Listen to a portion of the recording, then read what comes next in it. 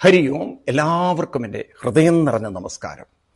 ഭാരതീയരായ നാം ഓരോരുത്തരും ഏറെ കടപ്പാടോടെ ബഹുമാനത്തോടെ ഓർക്കേണ്ടുന്ന, നമിക്കേണ്ടുന്ന, പൂജിക്കേണ്ടുന്ന വ്യക്തിത്വമാണ് ഭാരതത്തിൻ്റെ സ്വാതന്ത്ര്യ സമരത്തിൽ മഹാത്മാഗാന്ധിജിയോടൊപ്പം സ്വാതന്ത്ര്യ സമരത്തെ നയിച്ച ഭാരത ശില്പി സർവാധരണീയനായ സർദാർ വല്ലഭായ് പട്ടേൽജി.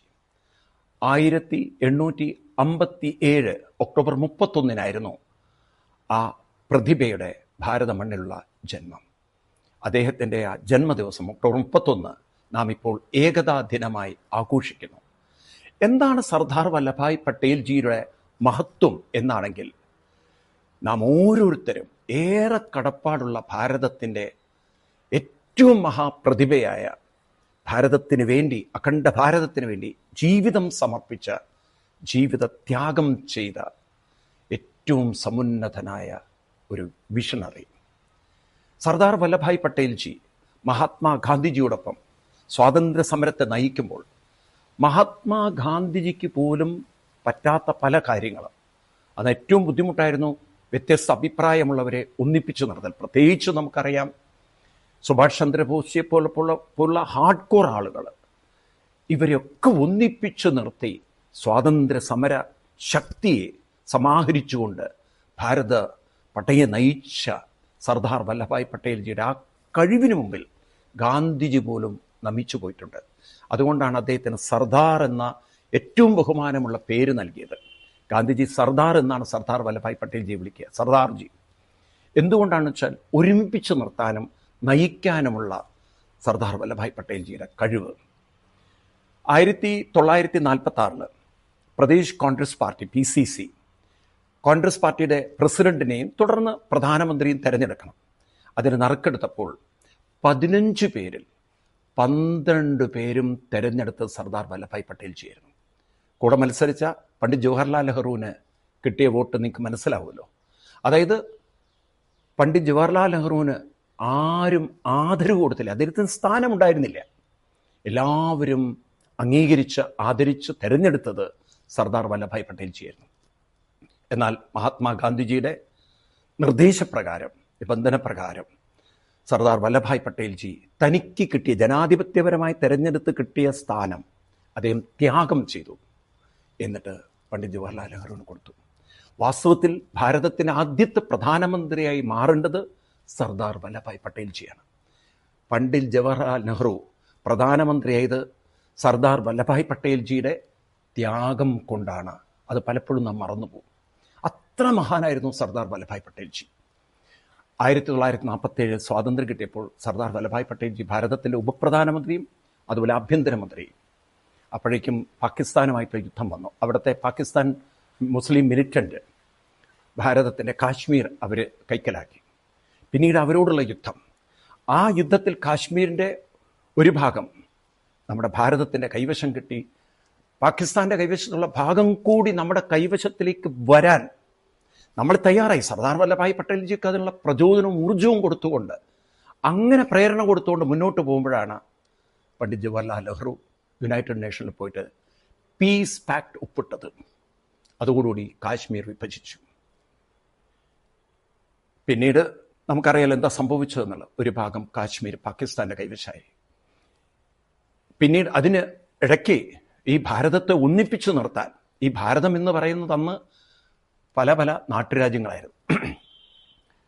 എല്ലാ നാട്ടുരാജ്യങ്ങളെയും പറഞ്ഞ് അവരെ കൊണ്ട് അഖണ്ഡ ഭാരതം നിർമ്മിക്കുന്നതിന് വേണ്ടി എല്ലാം ഇന്ത്യൻ യൂണിയൻ ടെറിട്ടറിയിൽ അവരോട് ചേരാൻ പറഞ്ഞു.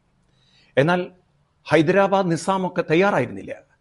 അവരോടൊക്കെ പറഞ്ഞു, നിങ്ങൾ ചേർന്നിട്ടില്ലെങ്കിൽ ഞങ്ങൾ ചേർത്തിയിരിക്കുന്നു. അതിനുള്ളൊരു നിശ്ചയദാർഢ്യം സർദാർ വല്ലഭായ് പട്ടേൽജിക്ക് ഉണ്ടായിരുന്നു. അദ്ദേഹത്തിൻ്റെ ആ ഉരുക്കുമുഷ്ടിക്ക് മുമ്പിൽ അവർക്കെല്ലാം കീഴടങ്ങേണ്ടി വന്നു. എല്ലാവരും ഭാരതത്തിൻ്റെ, അഖണ്ഡ ഭാരതത്തിൻ്റെ ഭാഗമായി.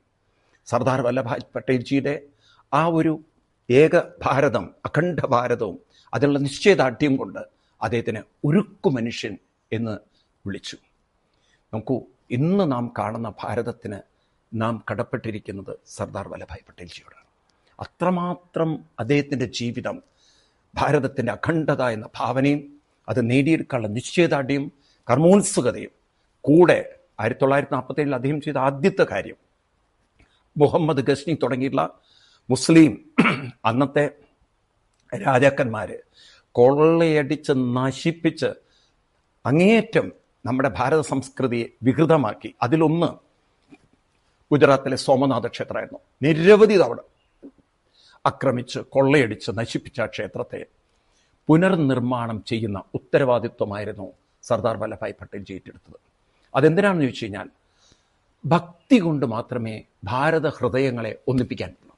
അപ്പം ജാതിയും അതുപോലെ തന്നെ എല്ലാ വർണ്ണവർഗ വ്യത്യാസവും മറന്ന് ഭക്തിയിൽ മനുഷ്യൻ ഒന്നാകുമ്പോൾ അതാണ് ഹിന്ദു സംസ്കൃതിയുടെ സത്വം. ഈ സത്വമുണ്ടെങ്കിൽ ഒരാൾക്കും ഭാരതത്തെ നശിപ്പിക്കാൻ സാധ്യമല്ല. അതുകൊണ്ട് അദ്ദേഹം ശിവമായിരിക്കുന്ന ആ ഒരു ക്ഷേത്രത്തെ, സോമനാഥ ക്ഷേത്രത്തെ പുനർനിർമ്മിക്കുന്ന ഉത്തരവാദിത്വം ഏറ്റെടുത്തു. ഇന്ന് നിങ്ങൾ സോമനാഥിൽ പോയാൽ സർദാർ വല്ലഭായ് പട്ടേൽജിയുടെ പ്രതിമ കാണാം നമുക്ക്. പിന്നീട് 1951 അന്നത്തെ പ്രസിഡന്റ് ഡോക്ടർ രാജേന്ദ്ര പ്രസാദ്ജിയാണ് ആ ക്ഷേത്രം എല്ലാവർക്കുമായി ദർശനത്തിനായി തുറന്നു കൊടുത്തത്. അപ്പം ഈ മഹാപ്രതിഭയുടെ ജീവിതം നമ്മൾ പഠിക്കുകയാണെങ്കിൽ അത്ര ത്യാഗോജ്വലമായ ജീവിതമായിരുന്നു സർദാർ വല്ലഭായ് പട്ടേൽജിയുടെ. നമുക്ക് തീർത്താൽ തീരാത്ത കടപ്പാടുണ്ട്. ഇന്ന് നാം കാണുന്ന ഭാരതത്തെ, അതിൻ്റെ ശില്പി, അത് നിർമ്മിച്ച് ഈ രൂപത്തിലാക്കിയ മഹാപ്രതിഭ. നമുക്ക് യാത്ര ചെയ്യാം. സർദാർ വല്ലഭായ് പട്ടേൽജിയുടെ ലോകത്തിലെ ഏറ്റവും വലിയ പ്രതിമ സ്ഥിതി ചെയ്യുന്നത് ഗുജറാത്തിലെ നർമ്മദാ നദി തീരത്താണ്. ഏകതാ നഗരം. 2026 ഫെബ്രുവരി 24 ദ്വാരക എക്സ്പ്രസ്സിൽ പഞ്ചദ്വാരക തീർത്ഥയാത്രയോടനുബന്ധിച്ച് നമുക്ക് സർദാർ വല്ലഭായ് പട്ടേൽജിയുടെ ആ പൂർണ്ണകായ പ്രതിമ സ്ഥിതി ചെയ്യുന്ന നർമ്മദാ നദീ തടത്തിൽ ചെന്ന് ആ മഹാപ്രതിഭയെ നമുക്ക് സ്മരിക്കാം. അദ്ദേഹം നമുക്ക് തന്ന ചരിത്രത്തെ ഒന്ന് ഓർക്കാം, പഠിക്കാം, ആ പാദങ്ങളിൽ നമിക്കാം, പുഷ്പാഞ്ജലി ചെയ്യാം. ഞാൻ നിങ്ങളെല്ലാവരെയും ഭക്തിയാദരോട് ക്ഷണിക്കുകയാണ്. സർദാർ വല്ലഭായ് പട്ടേൽജിയുടെ ചരിത്രം നാം അറിയണം, പഠിക്കണം, കേൾക്കണം. ആ മഹാപ്രതിഭയ്ക്ക് മുമ്പിൽ ശിരസ് നമിച്ചുകൊണ്ട് നമുക്ക് തന്നിരിക്കുന്ന ഭാരതത്തിന് നാം കടപ്പാടോടെ പുഷ്പാഞ്ജലി സമർപ്പിക്കണം. നമുക്ക് യാത്ര ചെയ്യാം. 2026 ഫെബ്രുവരി 24 ആരംഭിക്കുന്ന പഞ്ചദ്വാരക യാത്രയോടനുബന്ധിച്ച് സർദാർ വല്ലഭായ് പട്ടേൽജിയുടെ പാദങ്ങളിൽ നമിക്കാനും ഒരു ഭാഗ്യം നമുക്ക് കിട്ടുന്നു. നിങ്ങൾ എല്ലാവരും ഈ യാത്രയുടെ ഭാഗമാവണം.